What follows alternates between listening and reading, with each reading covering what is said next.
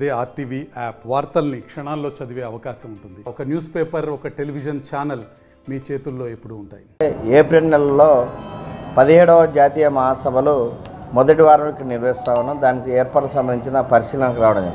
ముఖ్యంగా ఈ జాతీయ మహాసభలు మొట్టమొదటిసారిగా కర్నూలు నగరంలో నిర్వహించాలని నిర్ణయం మేరకు ఆ ఏర్పాట్లు పరిశీలించి ఈ మహాసభల నేపథ్యం ఏమంటే దేశంలో నుండి యువత ఎదుర్కొన్న సమస్యలు, అదేవిధంగా ఉద్యోగాలు, ఉపాధి కల్పన, భారత రాజ్యాంగ పరిరక్షణ, యువతకు ఉన్నటువంటి లక్ష్యాలని చర్చించుకొని భవిష్యత్తు ఉద్యమ కార్యక్రమం రూపొందించడం జరుగుతుంది.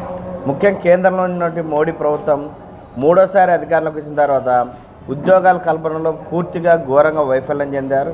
అదేవిధంగా ప్రభుత్వ రంగ సంస్థలను మూసివేస్తూ ఉన్నారు. లౌకిక రాజ్యాంగాన్ని కాపాడుకున్న ఫెడరల్ వ్యవస్థ, కేంద్ర రాష్ట్ర విధానాలన్నీ కూడా కేంద్రంలోకి మాత్రం తీసుకోవడానికి ప్రయత్నం చేస్తూ ఉన్నారు.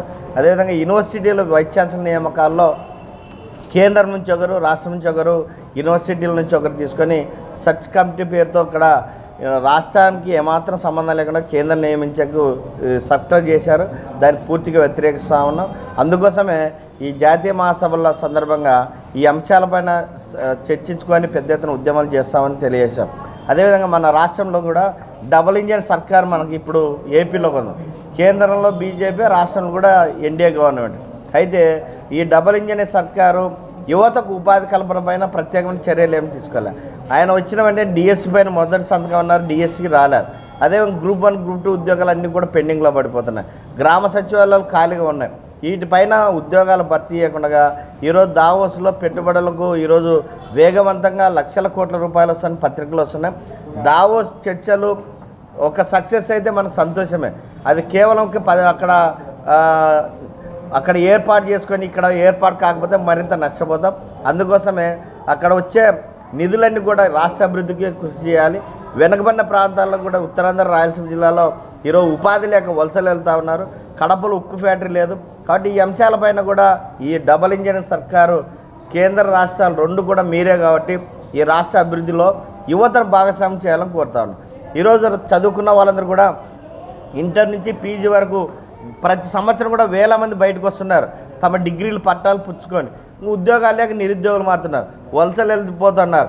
కాబట్టి వీళ్ళకి అందరూ కూడా నైపుణ్యమైన శిక్షణ ఇవ్వాలి, ఉద్యోగాలు భర్తీ చేయాలి. లేకుంటే స్వయం ఉపాధి కోసం బ్యాంకు రుణాలు ఇచ్చి ఈ ఆంధ్రప్రదేశ్ అభివృద్ధిలో భాగస్వామ్యం చేయాలని కోరుతాను. రాష్ట్ర రాజధాని అమరావతిని ఫ్రీ జోన్ చేయమంటున్నాం. ఈరోజు కోట్లాది రూపాయలన్నీ కూడా అక్కడ ఖర్చు పెట్టి అమరావతిని అభివృద్ధి చేస్తూ ఉన్నారు. అక్కడ భర్తీ చేసే ఉద్యోగాల్లో ఫ్రీ జోన్ కావడం ద్వారా 26 జిల్లాల నిరుద్యోగులు అక్కడ ఉద్యోగాలు వస్తాయి. కాబట్టి ఫ్రీ జోన్ చేయకపోతే మరింతగా వెనకబడిన రాయలసీమకు నష్టం, ఉత్తరాంధ్ర వాళ్ళకి నష్టం అవుతుంది.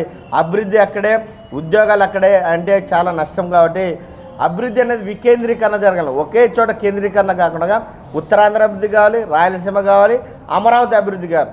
అలా ప్రణాళికబద్ధంగా అన్ని ప్రాంతాలను సమానంగా అభివృద్ధి చేసేందుకు ఎన్డీఏ గవర్నమెంట్ కృషి చేయాలని, లేకపోతే ఈ అంశాలపైన పెద్ద ఎత్తున యువతను చైతన్యం చేసి ఉద్యమాలు నిర్వహిస్తామని తెలియజేస్తూ ఈ జాతీయ మహాసభలు ఏప్రిల్ మొదటి వారంలో నిర్వహించే మహాసభల్ని విజయవంతం చేయాలని విజ్ఞప్తి చేస్తా ఉన్నాం. మరిన్ని వీడియోస్ కోసం ఛానల్ ని సబ్స్క్రైబ్ చేయండి. లేటెస్ట్ అప్డేట్స్ కోసం వాట్సాప్ ఛానల్ ని ఫాలో చేయండి. అండ్ లింక్ డిస్క్రిప్షన్ లో ఉంది.